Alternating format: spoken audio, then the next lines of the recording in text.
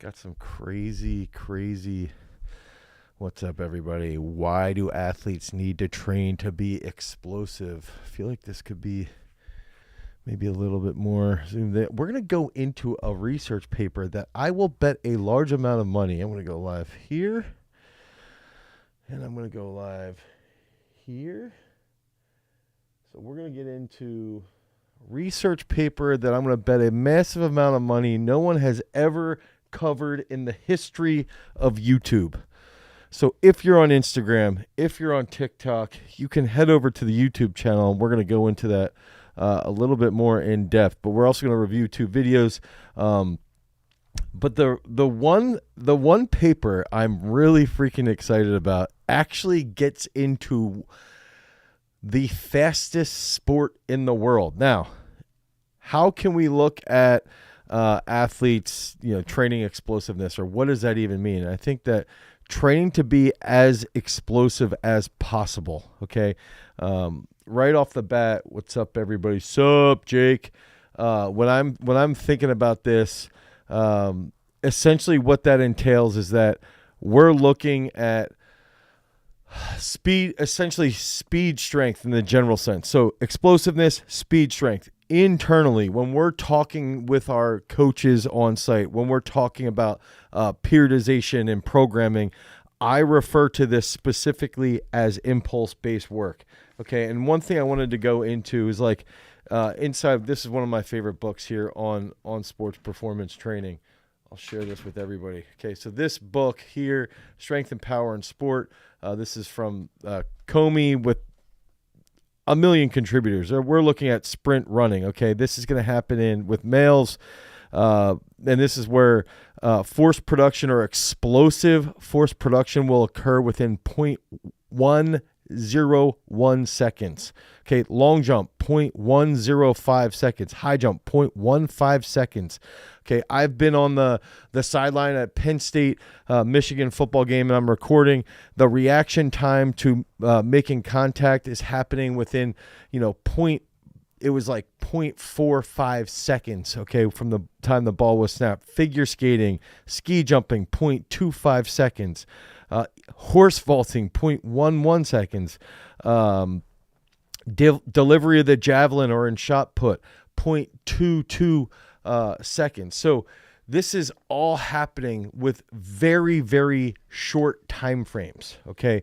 Very short time frames. So if something is occurring with a very short time frame, we need to try as coaches to develop our athletes. And if you're an athlete, we need to do training that's going to get you to apply as much force as possible within that designated time frame. So if we're looking at 0.22 seconds as a point of releasing a shot put, or 0.45 seconds as a point of making contact in football, we need to get to as high of a percentage of max force as possible in as quickly of a time as we can, right? And so that's where, this comes into play, where we're starting to look at, okay, what's that explosive strength deficit? Okay, so then we can start to look at, with athletes, right? We can look at what's their maximum strength. So let's say you have an athlete who can back squat, 500 pounds, okay?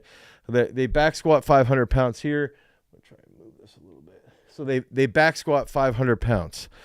Explosive strength deficit in this terminology could be, let's say that within 0.22 seconds, they can only apply 200 pounds. So if they back squat 500 pounds and they can only apply 200 pounds, their rate of force development is a little bit slow, and that explosive strength deficit is 300 pounds, right? So, this is not a science-based demonstration, but I'm trying to help you guys sort of visualize and see then that in that specific case, the explosive strength deficit is pretty substantial. So this individual who can back squat 500 pounds should probably stop worrying about back squatting 500 pounds and instead should start worrying about doing exercises that will help them apply a massive amount of force in a short period of time. Okay, and so when we're looking at, training for explosiveness, I look at that when I'm, working with my athletes, or if I'm working with my coaches here on site, and we've got athletes coming in the door and we're testing them and we're looking at back squats, we're looking at cleans, we're looking at bench presses, we're looking at pull-ups, we're looking at all these movements. And then we're doing things like vertical jump. We're doing speed exercises like shuttles, broad jumps, things that are happening in a much shorter time frame, and we see a big deficit. Well, now we go, okay, well, if this strength number's here, but their speed numbers are down or their explosive numbers are down, then that's going to tell us, that's just a cue. Okay, we need to get this athlete to coordinate faster. Okay, so impulse-based training is going to be what we lean on. So when we're thinking about impulse-based training, that's when we start to think about plyometric work. That's when we start to think about exercises. If we have a tendo unit, we can start to use movements where, let's say the weight on the bar is light enough that the athlete can move it, let's say at 2 meters per second. Okay. So they're just constantly doing things to make their nervous system a little bit smarter, a little bit more intelligent, right? They can recruit high threshold motor units faster. And part of impulse is that we're trying to increase peak velocity. So we're trying to get a higher peak velocity. We're trying to get a higher rate of force development. We're trying to get a higher average velocity. Okay. So that's going to bring us with these exercises that are plyometric based. Okay. And that could be bilateral or unilateral plyometrics. That's going to take us into exercises that will be over 2 meters per second usually. So that might be, unbroken back squats. That might be a power clean. That might be a muscle snatch, a behind the neck jerk, a squat and jump with a bar on our back, maybe a trap bar jump, things along those lines, something like that. So what we end up seeing then is that if we're training explosiveness, impulse, for us, we're identifying that as vertical jump, broad jump. These are our tests: vertical jump, broad jumps, power cleans, things like that. If we're identifying that this specific individual lacks that capability, well, now we're going to train those movements that push those specific tests, because in all reality, if we go back to this discussion here from Comey, okay, strength and power in sport, now we understand the speed at which these sports occur. And not always, but there's going to be some correlation of time frame. Okay, so time frame in training will transfer to time frame in sport competition. Not always, but oftentimes it does. And that's where I think that's what makes it so important for athletes, is that if we're doing exercises like snatches fast and we're doing snatches heavy, okay, that might not be as fast, but they still will carry over to a higher rate of force development.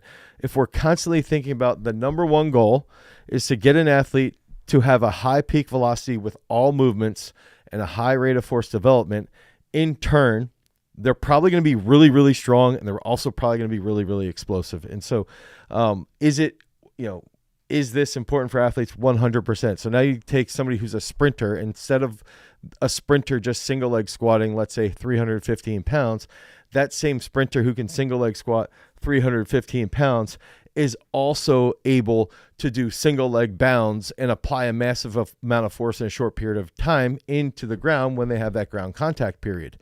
Okay, that's that other big aspect, is it's not just that short ground contact time when a sprinter is sprinting, it's what are they doing during that time frame? Okay, is the foot too far in front? Is the foot directly below them? Are they able to apply a massive amount of force very, very rapidly? Okay, so specific examples again would be, if we're looking at, movements to increase impulse, and if we can just identify that impulse, if I have Nick Curtis, who's a shot putter, and Nick knows that based off of the paper here from Lanka in 2000, that a shot put is released, or that there's a 21:35, okay, a throw that is 21 meters, 35 centimeters, will have about 0.220 seconds to develop that force at the finish. Okay, so if Nick Curtis has about 0.220 seconds to develop enough force to throw 21:35, then we need to be identifying what movements will do that for him. And so earlier in the season, we might do movements that are going to be more based around maximum strength. We're still going to be doing movements that will be based around developing that impulse expression in 0.220 seconds. Okay, so we're going to be doing snatches. We're going to be doing cleans. We're going to be doing some plyometrics. But then as the season goes on, now someone like Nick Curtis, who's trying to throw 21.35, we're going to take that individual in that example, and we're going to say, okay, now we're going to go to more partial movements. Now we're going to go a high hang clean, a hip power snatch, a low hang clean, maybe it's just a power clean, maybe it's a behind the neck jerk. Movements that will be done much faster, closer to that designated time frame. Okay, think about a 2-box power snatch has a shorter time frame to exhibit a peak velocity. So if we go back to the discussion of peak velocity contributes to impulse expression, if we can shorten that time frame now, that's going to help, and that's going to have a more sports-specific time frame carryover. Okay, so now you can take that. Now you go into the bench press. All right, well, let's do heavy benches versus pad benches. Okay, so right now with the shot putters, what we're doing is, 1 week we're doing 5 triples all at the same weight, and then the next week we're doing pad benches because we know that pad benches will exhibit a massive amount of impulse. There's going to be a shorter time frame, and there's going to be a very, very large force. Okay, so that's going to lead to greater impulse expression, and we'll even get to the point with some of our on-site athletes where we'll actually time their pad bench, and we'll say, okay, you got to get 5 reps. You've got to get 5 reps in under 4 seconds, okay, at 350. Well, now all of a sudden, that's going to be an example of an exercise that will improve that impulse expression. So, for the upper body, again, power, push press, behind the neck jerk, power jerks, linebacker jerks, explosive push-ups, clap push-ups, pad benches, even banded benches unbroken, double bounce bench press, all of those movements, those are going to be examples of upper body impulse. Lower body impulse might be unbroken back squats, single leg squats, power cleans, hang snatches, hang power cleans, anything like that, any type of athlete day type movements. And then this leads into how we program for our athletes. Okay, so if we're trying to get an athlete who might be a football player to have more explosive characteristics, we need to get them stronger, but then we need to observe in their training. We need to look at it and say, okay, if we get them to back squat 400 pounds, do we see an increase in a vertical jump? Okay, so we actually end up, I don't know if I have my phone up here. Actually, I think my phone might be... It's going to show you a radar graph that we use. So if we use, actually I might be able to pull this up here. If we use a radar graph to sort of show that, all right, when we have an individual, I'm going to try and pull this up so you guys can see it because it's freaking awesome. We can sort of see based off the test, okay? Yeah, I'm going to pull this up. I don't know what this is going to look like. Okay, so if I move this over here. Okay, so you can see that radar graph right there on screen if you are on, you can also see, okay, so there we go. You can see here the radar graph on screen, okay? So what we do here, right, is you look at, this kid's in 8th grade, okay? And you can see that he can, right now, he actually PR'd his clean the other day, but when we tested, right here, he cleaned 90 kilos, 198 pounds. His goal that by the end of his high school year, the end of his high school career, he would clean 320 pounds, okay? That's the goal, okay? If he does that, the odds of him going to a Power 5 football program are drastically higher, okay? Based off of our past examples of athletes that went to Power 5 schools. All of those numbers are based off of real life scenarios, okay? Not made up. Now, he back squatted 242. He's in 8th grade, okay? The goal is that he back squats 500 by the end of his high school, okay? Ideally by the end of junior year, okay? Bench press 242, ironically. The goal is that he can bench press 350 by the end of junior year. Back squat. Now, you can see here, vertical jump, 23.5 inches. We need him to vertical jump 30 inches. So now we start to see there's a little bit more disparity, and we're going to show you deeper here shortly. You can see that as well when you're looking at the 30-yard splits, the 10-yard split, the 40-yard dash here, you can start to see there's some disparity. And now what we do then, we can see with the spider graph, okay? So some of these movements he's a little bit better with, okay? Some of these back squat, he's got a really big deficit right here. You know, even if we're looking at his single leg squat, very large deficit. Bench press is still a pretty big deficit. Vertical jump, also a pretty big deficit. So we can see on this radar graph then, okay, we need to improve these numbers so that we can get a better response out of him. Okay, so that means we're going to focus our programming now on single leg squats, on plyometrics, and on back squats. And then we'll, in our next test, likely see this number start to get closer to the outside. And the whole goal is that by the time he's done high school, this entire graph, this entire radar graph is essentially a circle, and he's signed to go Power 5. Okay, so like this is an example of a kid right now who's in 8th grade that I believe can go Power 5. I want to share one other one here because I think if I can get in here, yeah, we'll just get out of this view. Let's go back here because I want to show you one more example with this because I think you guys will appreciate it. I think that the main goal, that'll be enough for now, actually. I think just the main goal then is like when we're taking someone and we're testing them, we have their sport and we know what qualities their sport needs. We know they're going to need some type or some amount of strength. We know they're going to need some amount of speed. We know they're going to need some amount of impulse, and we know that they're going to need some amount of endurance. Okay, so if you look at the sports and you break them up into those 4 categories, and then you can say, okay, based off of this individual, he's a football player and he's a lineman, he needs this much strength, impulse, speed, endurance, versus a marathon runner will need this much strength, speed, impulse, and endurance. Obviously, quite a bit of endurance. There's a different radar graph from athlete to athlete, but they're all going to benefit from that explosive style of training. So I think, yeah, I wanted to share that with you guys there to let you know and let you see sort of that real life scenario. So if we go in, let's look at 2 exercises here. Let's go exercise 1 because I did share this example. With a pad bench is that you can build up to here. You can go a little bit lighter, so you can drop down to like 75% of their max and move it really. There's 2 Olympians right there. Put this right on our Not chest, me, okay? the other 2 that were in there. Andrew's gonna give me a sweet spot. 1, 2, 3. Here, I'm gonna go down, and I can go control. So, moving it that quickly, okay, it's a faster eccentric, which now my mind is like, okay, we gotta handle this. We have this rapid stretch shortening cycle, and then a quick turnaround. So you can do this a bunch of different ways. And this okay, so that's a big one there. And somebody just asked this question of, are pause reps better? You know, are pause reps better than unbroken reps or other reps? It really depends on where the person's sticking point is. It depends on what that person's problems are. Sometimes pause reps are phenomenal. Sometimes pause reps can cause severe tightening of pecs and lead to pec tears. Like, it really just depends. And I would use pause reps probably about 8 to 10 weeks out from a peak. And let's say if I'm 12 weeks out from a peak and I use them for let's say I use them for 6 weeks, then when I have the remaining 6 weeks, that pause position should really turn into where we're really strong.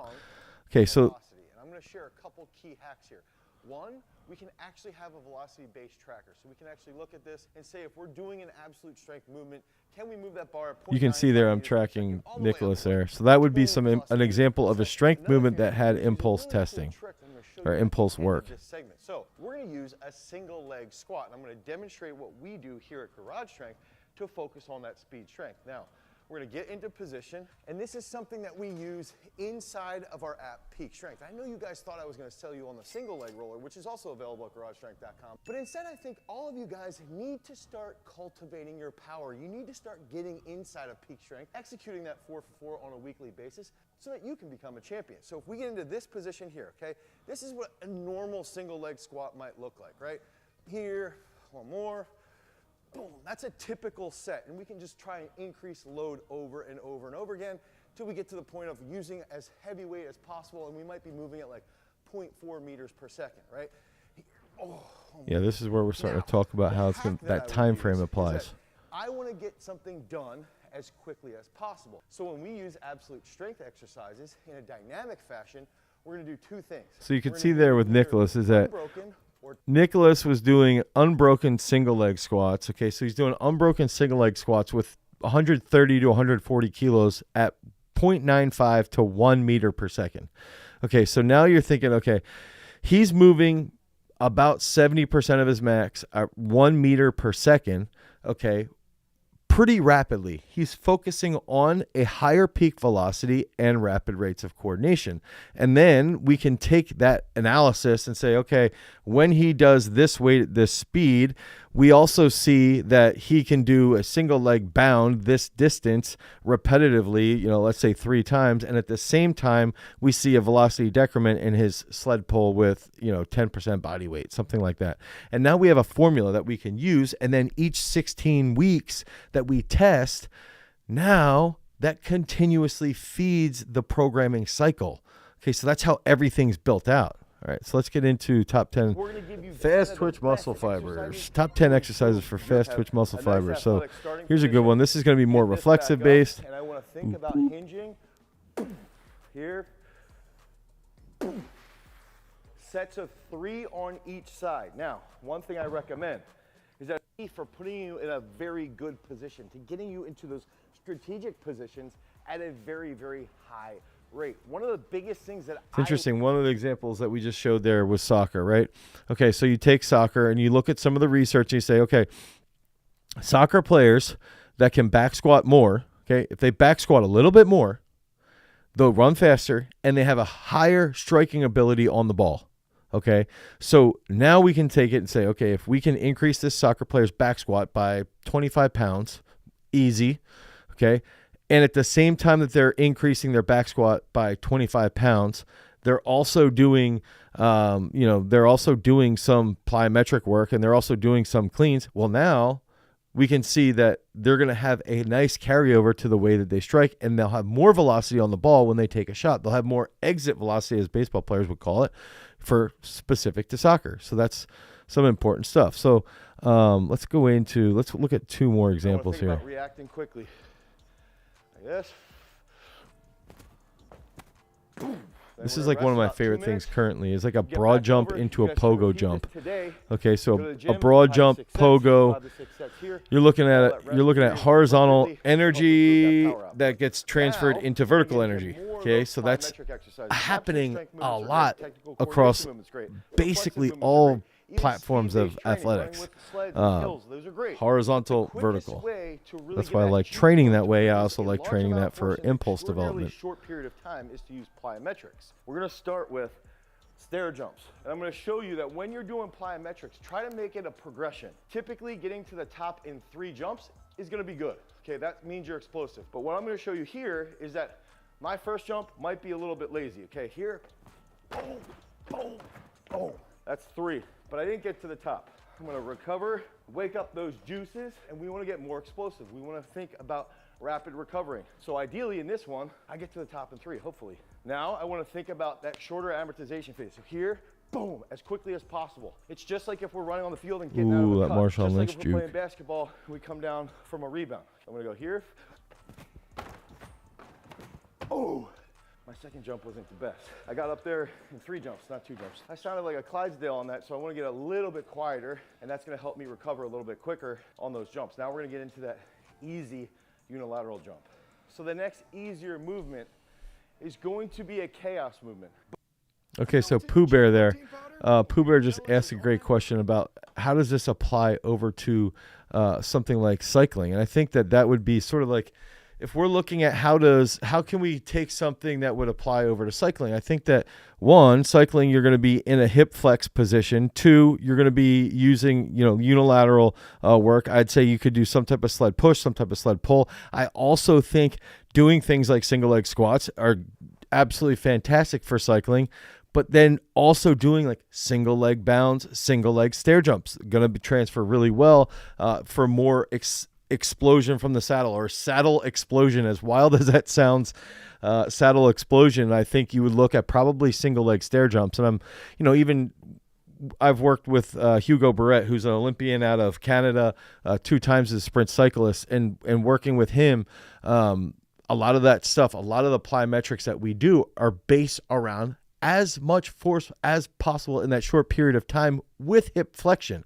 Okay, so I'm going to look at some of these questions here. We're going to answer some of those questions, and then we're going to get back into 2 research papers, because those 2 research papers, one of them, again, I'm going to brag, it's a topic that has never been discussed on YouTube. At least I highly, highly doubt it. And I want to just bring that up, especially the sport specific aspect behind it. So, and if you guys are interested in this stuff, you want to learn more about it too, don't forget that we have a podcast we just released.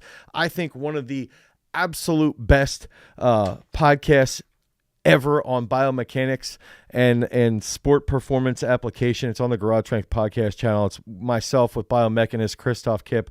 We broke down a recent world record in the realm of track and field, where I was coaching, and Christoph, the biomechanist from Marquette, was actually breaking it down. It was absolutely freaking awesome. So let's get into some of these questions. I'll answer 3 questions real quick before we get back into these papers. Okay, so how heavy should I do unbroken back squats? This is from Clifford. So if you're doing unbroken back squats, you can push those usually up to your max unbroken double. Okay, so your max unbroken double would be down, up right away. Usually you would hit around 90 to 95% of your best double ever. Some athletes who tend to be twitchier will actually hit a PR double with unbroken movement, because they tend to hold better positions when they're more focused on that tension. Okay, so I think that that's just something to be aware of. Now, I would start around 70 to 75% of your max and do like 5 doubles, and do that for 2 to 3 sessions before you really start to expand off of that specific percentage. How would you recommend, from Big Z, implementing contrast sets year round? And I think this is a big one. So a lot of individuals, when we're thinking about explosive movement, you have to think through the lens of, is it effective to do a contrast method? Okay, first of all, what's the mechanism behind contrast training? Okay, so the method, or the mechanism, is post-activation potentiation. Okay, so essentially, when you do an exercise with heavier load, okay, for about 3 to 5 minutes afterwards, your nervous system is just sort of triggered to be more responsive, to be more active. Okay, think about if something pisses you off. Like, let's say you're driving down the road and you got road rage. You're a guy that gets road rage. This is me. I don't get road rage anymore. I just get more irritable, but not true raging. At least lately, I have not had road rage. But back in the day, if I had bad road rage, typically what happened, somebody would cut me off or something. It would piss me off a little bit, but not enough to send me into a tizzy. But then what happens is 3 to 5 minutes later, someone else cuts me off, and I blew a gasket. Okay, that's post-activation potentiation. That's a real life scenario of post-activation potentiation, but that's essentially what happens with contrast training. So how would I program that year round? Okay, so typically what I would do is I would initially program that into like 1 or 2 cycles. Okay, so let's say we're in the 3rd, 4th cycle. So we're looking at the ascension phase and we're looking at the summit phase inside peak strength, right? That might be in there. On leg power day, you do a back squat into like a box jump, something easy. And you have a rest of about 2 minutes between the 2 exercises. So that's how I would program that initially. Then as you go throughout the year, then I would start to bring in, as we get closer to a peak on like the 2nd period of training, well, now I'd start to use contrast method a little bit earlier, the traditional contrast method. Then I would bring in the garage strength contrast method, which would be doing like reflexive work. Okay, so now we start to do reflexive contrast training. We're doing, let's say a single leg squat supersetted with a dumbbell drop snatch to hip lock. Now we're doing it with higher speeds with another implement. Then as we get to the 3rd phase, the 3rd grouping of periodization, now I might start to use something that's even more aggressive or even crazier. And I think that it also just depends on, going back to the radar graph that I shared with you guys, is we like to take the benchmarks, okay? And we look at the benchmarks per age, per sport, and base that around where the individual is. And then we look at like, okay, are they going to be elite? Are they trying to be an intermediate athlete? Or are they just trying to be a decent athlete, right? So we have those 3 levels, and then we understand where they're at in the fulfillment of the benchmarks. Okay. So then if we need somebody to really make some big gains, we might use contrast methods throughout the entire year. If we don't, we might not use contrast methods throughout the entire year. I think that's just like, it really comes down to a bit by bit example with each specific person, each specific individual. What should I be doing in the gym as a soccer goalkeeper? This is for Ethan. Ethan, I believe we answered this on the last 2 lives, but I'm going to go into that. Coach, how does hockey compare and differentiate from football? Also, is your kid still playing hockey? Yes. He finished up hockey, about a month ago, Owen.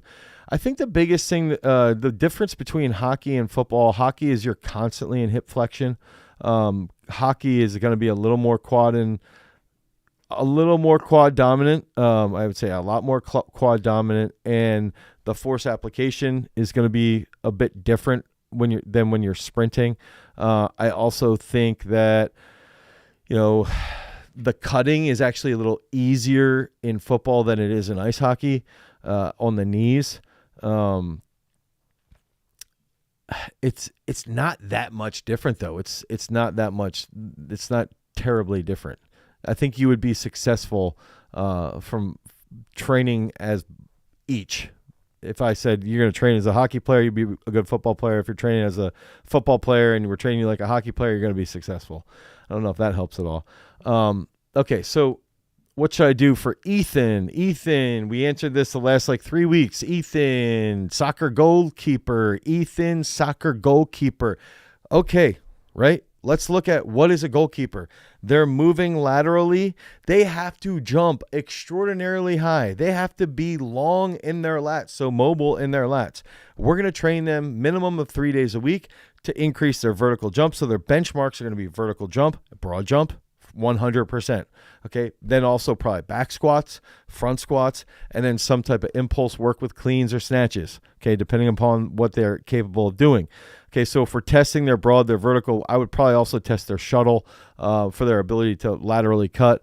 And then we're looking at their max strength movements as well. Now we have a good baseline, and I would try to train them one day, very traditional heavy lifts that move fast, good power output. Let's say leg power day 1 in peak strength would be, you do a 1 box snatch, and then you do some front squats, and then you do some accessory work. Day 2, we would do a lot of lat work, a lot of miracle grows, a lot of mobility work to lengthen the lats, some forearm work as well. Forearm work will coincide with your grip strength. Your grip strength will coincide with your ability to catch. Okay, so that would be another little nugget there. Then that 3rd day, we're going to do a lot of goalkeeper-specific plyometrics, but we're going to try to measure these, and we're going to try to see the distance covered, just so the intent is higher, and just so that we can make things actually transfer over. If we look at, going back to the initial studies that I was sharing with you here that Zatsiorsky put together, he doesn't have anything in here about goalkeeping. But if you just look at sprint running, you're going to have a takeoff. Takeoff will occur around 0.101 seconds. Okay, so that's one thing that we've got to keep in mind. And I'll, just for you, Ethan, because you really want this question answered, I'm going to even come in here and I'm going to look for GH. Let's see, goalkeepers. Is there anything on goalkeepers or soccer players? Because I think that's one of the big factors here is that we can look through the research and figure out all right, based off of this, can we find any references or any resources that we have to lead to better production, force productions for specific sports. So let's go in up front here. Mechanisms for adaptation, stretch shortening cycles. I wanted to see if there's anything specific for soccer training for weightlifting. It's John Garhammer. He was here. We did a podcast with him. Let's see. Aging and neuromuscular. Yeah. I can't see anything specific in this book for goalkeepers, but I think the biggest aspect for a goalkeeper is they have to be able to move laterally very, very fast. And you have to do that with your body weight. So you've got to be strong. You've got to be able to squat a decent amount, but you also have to be able to jump well, and you have to be able to jump well from different angles. So you really should be squatting full range of motion. Now, let's get into I'll answer Keith's question next here, but if we get into musculoskeletal outcomes from chronic high-speed, high-impulse resistance exercise. Okay, so this is a paper where we're going to be looking at actually basing everything here. I want to say they were looking at VO2 max, if I remember correctly. Let's just start right off here. While bones and muscles adapt to mechanical loading, okay, remember one of the aspects around hypertrophy, mechanical load, mechanical tension will trigger hypertrophy of the bones and also of the tendons, ligaments, and muscles. There's very specific types of stimuli that must be applied to achieve osteogenesis. So let's just look up real quickly for everyone out there.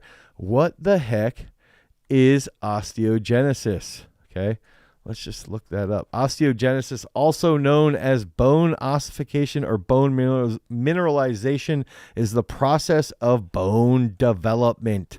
So it appears that there's very specific types of stimuli that must be applied to achieve bone development. Okay, so bone development right there. Our study assessed musculoskeletal outcomes to 30 training sessions on an inertial exercise trainer. Okay. They performed workouts with their left leg while their right leg served as an untreated control. Okay, so left leg, right leg didn't do anything. Workouts entailed 3 60-second sets of knee extensions, hip extensions. So think about this: knee extension like a leg extension. Hip extension could be like the glute blasters that you might see. And then calf press exercises. I'm like a calf raise. So only on the left leg, separated by 90 seconds rest. So they're doing a full 60-second time frame there. Before and after the 30 training sessions, they underwent strength tests. So they were analyzing knee and ankle extensors for both legs. Okay, DEXA scans. So what are their blood draws? And after 30 training sessions, they showed the left leg peak torques rose significantly. They rose significantly, and bone scan area as a covariate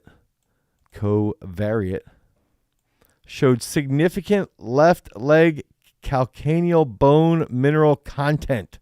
That's at like closer to the heel. Okay.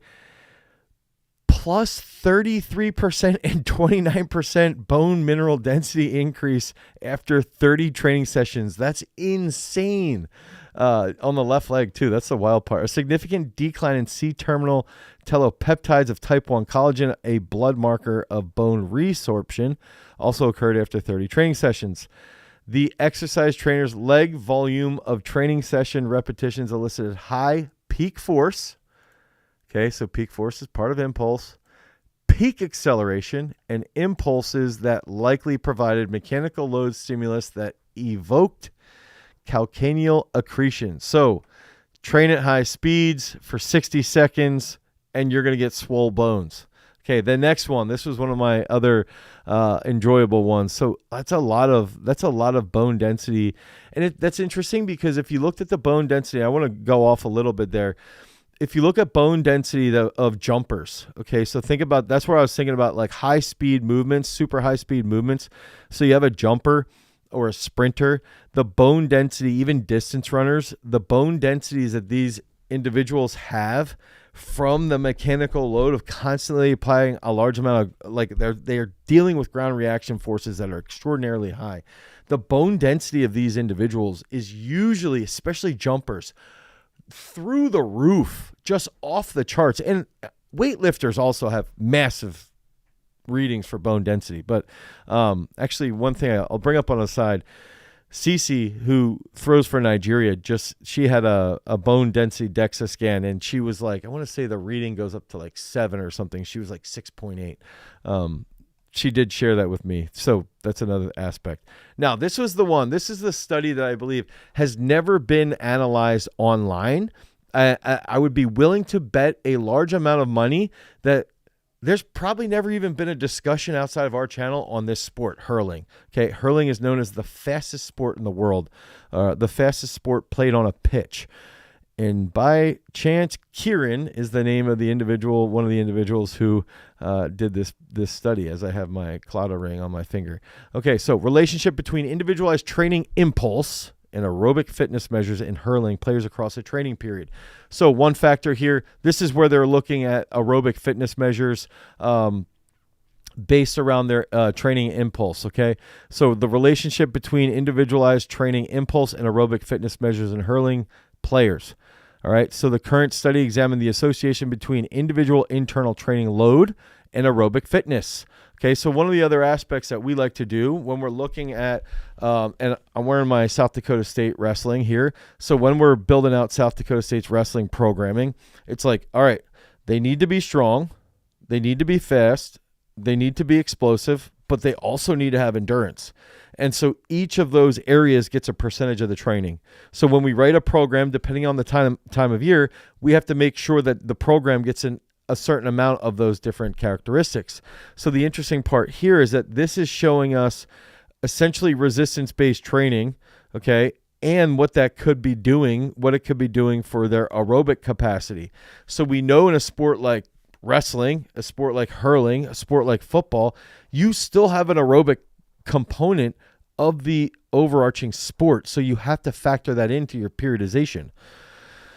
So the current study examined the association between individual training, internal training load, individualized training impulse right here, and aerobic fitness. 20 hurlers performed treadmill tests for VO2 max, running economy, and the speed at blood lactate measures of 2 millimoles.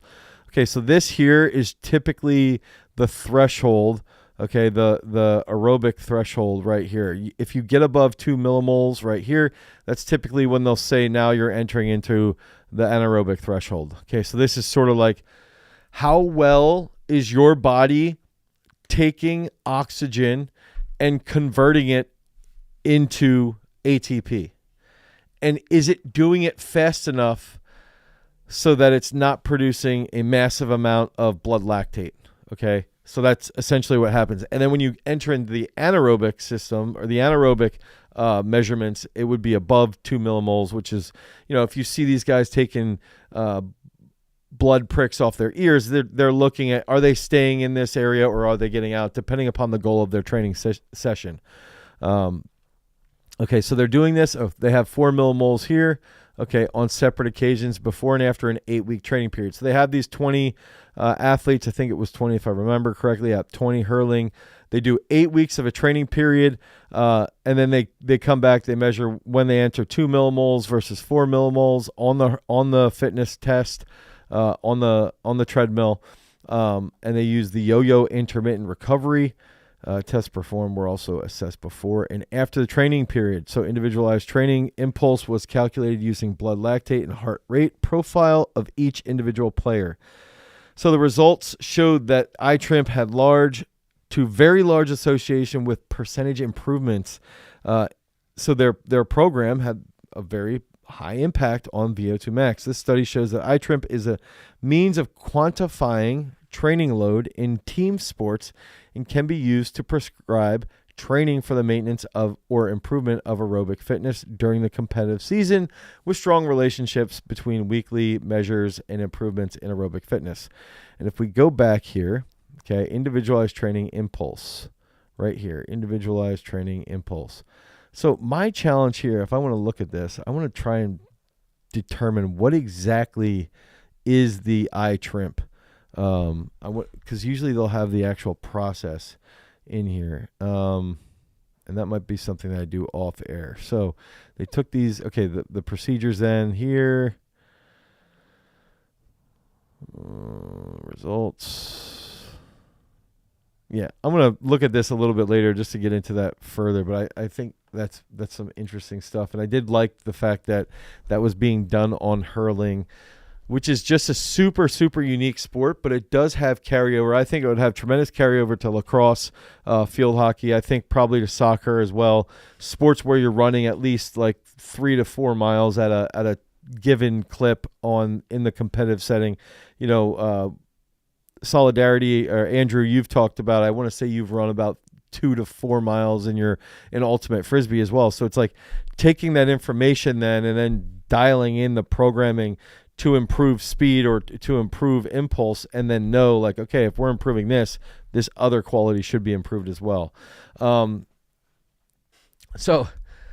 Is hurling faster than highlight? Let's play that game. Is hurling faster than highlight? And I don't know if everybody knows what highlight is, but let's say speed of highlight ball. Average speed. I'm going to share this with you so you guys can see here. So the average speed of the Pilotus typically travels at 150 miles an hour, but can reach 190. But let's say 150. Now, oh my gosh, highlight deaths. That's terrible. Now let's look at speed of hurling ball on average. Let's see what the AI generates. Usually we're going to see about 112 miles per hour. Now, hurling is sent differently. So that's another factor here, is that hurling is they're dribbling with like a wooden stick here, and then they throw it up and they hit it. Okay, highlight, it's like an arm, and you're basically like throwing it overhead, and it's sort of wild. Now, highlights played on more of a closed court into, and it's going to be played like into a specific wall. Essentially, it's like this massive barrier. It's pretty crazy to watch. I'll show you guys here now. Let's see if we can get this up. Of course, this guy's sponsored by Red Bull, probably. Here we go. Throws it in there, and there you can see it bounces off the wall. I want to know who built this building, and they were like, you know what we need to do? We need to put in a highlight court. I need to spend $5 million on this building and make it specifically for highlight. So there's the examples I wanted to share with you guys. So learn something new every day. Let's get into some more of these questions. For speed in between hurdles, what can you do? You got a 10th grade hurdler. How can they become better as a hurdler? Hi, what's up with your elbow? My elbow doesn't lock out. I've got bad tendonitis. I apologize. Bad tendonitis. But for hurdlers, the biggest factor is that when we're coming off the hurdle, how are we grounding? Okay, and are we in a semi-bent knee position and able to cycle right into that next stride? Frequently what happens with hurdlers is they tend to land with that front leg maybe a little bit too far coming off of the hurdles, so then they don't recover as well. And so a lot of that comes into what's your technique? Okay, how well do you hold your posture with your trunk right here into your hip? So a lot of people, when they're doing ab exercises, they'll say things like, don't use your hips when you're doing these ab exercises. We just want to isolate abs. That's great if you just want to isolate abs. But if you're doing something like sprinting, hurdling, long jumping, triple jumping, even basketball, you really should be using your hip with your trunk at the same time, because it's going to transfer to the sport really, really well. Okay, so if we have a hurdler coming off of the hurdle, we need to make sure that they have strong enough trunk muscles, strong enough hip muscles to hold that position, so that when they ground, that foot is underneath the hip and they're able to apply force into that next cycling position, which then leads into the execution of proper mechanics. I'll show you really quickly here. So if you want a book on hurdling specifically, and I know that question just happens to come up, I think this is probably one of the best books on sprinting, the mechanics of sprinting, but also later on in the book, it gets in super in depth into recovery. It gets into front side mechanics. It gets into here like men's touchdown, women's touchdown. What's the ankle cross extension? Really, really important stuff when you're starting to analyze things around hurdling. So that would be my recommendations for the 10th grade hurdler. How would you program that forward explosive power for a fencer from a flex and guard position? This is actually interesting. So, and again, has anyone ever compared fencing to ice hockey? Because that's what I think it would be. I would look at any use of the Krauser contrast method. That's from Rack 979. Rack, clarify what is the Krauser contrast method. Throw a monster bomb. Let me know what that is. I'd love to know what that specifically is. Okay, so going back to, if you have a fencer versus, so a fencer has to apply a large amount of force in a unilateral situation, right?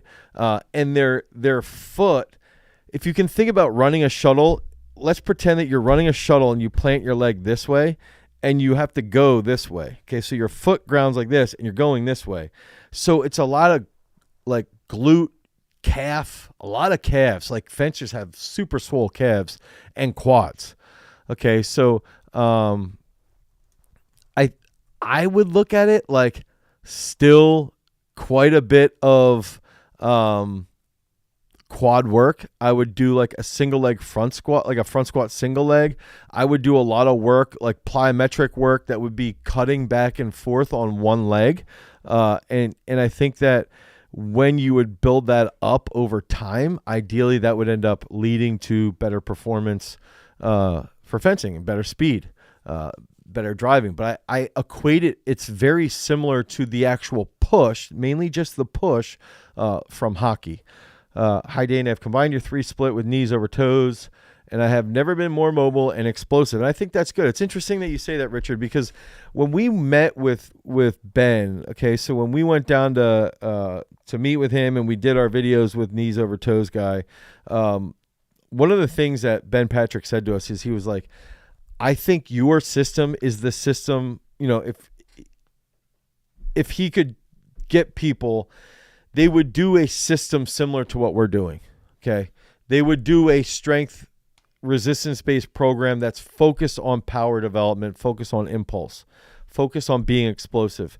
And then they would use his system for warming up. They would use his system for like rest days. They would use his system for that cool down, and that would lead to better performance. How do you adjust? I haven't seen Rack 979 back in here yet. Faster than high. Rack, come on, there you go.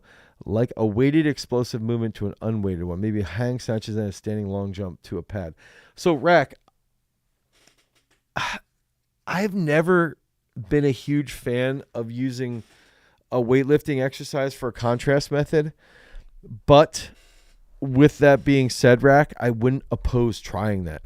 I would not oppose trying that, and I'd want to measure like how much is somebody's broad jump maybe, and then we would do like a power snatch into a broad jump, and then 8 weeks later test them again.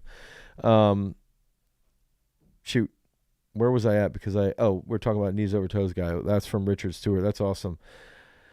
Let's get into this next question. Like a way to, if you get extra time during the off season for an athlete, something like 25 weeks, what do you add or increase? So, and this would be for you.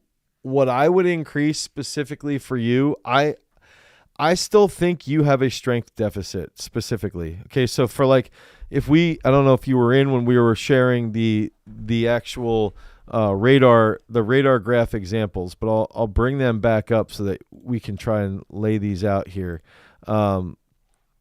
If I take something, okay, so I'm going to share this screen now, and hopefully this works. Video reaction. Okay, so you can see this now.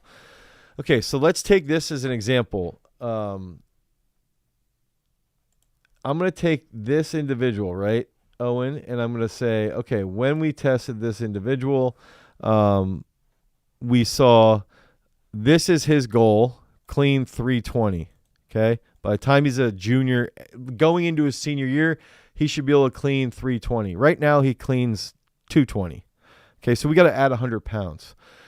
This is his back squat needs to be 460. He's at 240. His bench 330. We got to get him to he's at 240. You got to get him to 330. He's got a 30-inch vertical. He's got a 30-inch. We got to get him to 34. He's got a 9.3 broad. We got to get him to 10 feet. Okay, then you can see his 10 yards of speed stuff. So with you, Owen, what I would be doing is saying like, okay, Owen, where are you at? Like, is your speed that bad, or is it more like you're just weak, and when you get stronger, your speed will increase? So then we were looking at things like this, where this specific individual, he's in 8th grade, and he's run a 4.5 in the shuttle. So his shuttle time's pretty freaking good. His 40, he's run a 4.87. If we can get that down to a 4.7, he's going to be in pretty good shape. Okay, we've seen his flying pretty good. Broad jump can improve a little bit. So now we can start to see on this specific graph where the low-hanging fruit comes from. It's his back squat. Okay, it's probably going to be his clean. It's probably going to be some plyometric work, because you can see we need to make up some time here with the vertical jump. So I would add in an extra comprehension phase for his back squat specifically. So more volume in the back squat. I would add in maybe an extra summit with some more jumps. So like 2 athlete days instead of 1. So that's the way I like to think about it. I hope that helps you, Owen, see through that. How to increase punching, striking power in a street fight for self-defense to cause a knockout. That's going to be explosive push-ups, clap push-ups, push press. Learning how to throw a punch is probably the most important thing. What do you think about the neural charge workouts that Thibodeau recommends? I don't know them specifically. I think Thibodeau's got some phenomenal freaking stuff out there. I've got probably 4 of his books on my bookshelf right now. Trying to think up there. Yeah, I've got a couple of like his like old books as well. So like it's probably pretty good. He puts out really good information, puts out some really good stuff. I like him quite a bit. We did a podcast during COVID. He was like the first person we did a big podcast with. We should get him back on the podcast though, I think. Can any plateau be broken for hypertrophy, power, strength? Is there any potential? There's always potential to the human body. I think there's still a point of diminishing returns across all fields, though. Let's take one more, and then I got to get down to start coaching. Will Jaime win tomorrow? Ooh, that's going to be a tough one. Yeah, I don't know how she's been throwing this past week. She's sending me videos and stuff, but I don't know the distance-wise. She said she threw pretty well today. I mean, she's sleeping right now, but she said she threw pretty well. She just gets upset when she can't train as hard as normal, and that's basically where she's at currently. But I think she could do it. I think she could throw far. Now they're there for a week too, so everybody's going to be adapting to the time change by now. So that's also something to bring in. Now let's get into one more question. 48-year-old former elite athlete here. I've trained explosively and developed my own system of training that I teach my kids and friends. My issue is joint pain. Got any advice, supplements? I always think with joint pain, let's say with joint pain for me, I would say mega dose fish oil from a very, very high quality company. I think that's the best way that you can deal with it. Rhonda Patrick's got a lot of information on that, and I think I tend to agree with her when it comes to that. Owen's saying that his speed numbers are, but I paused back squat 215 pounds for 2 and 1 box clean 200, which is low as hell. Yes. Oh, and that's where it's like you get your clean to like 275 and your back squat to like 315. I think we're looking at a totally different discussion, but I think in the meantime, where we need to get it is to those specific numbers. I think that's where you tend to be lacking. I'm going to head down to coach. Thanks for hopping on this week's live. Until next time, peace.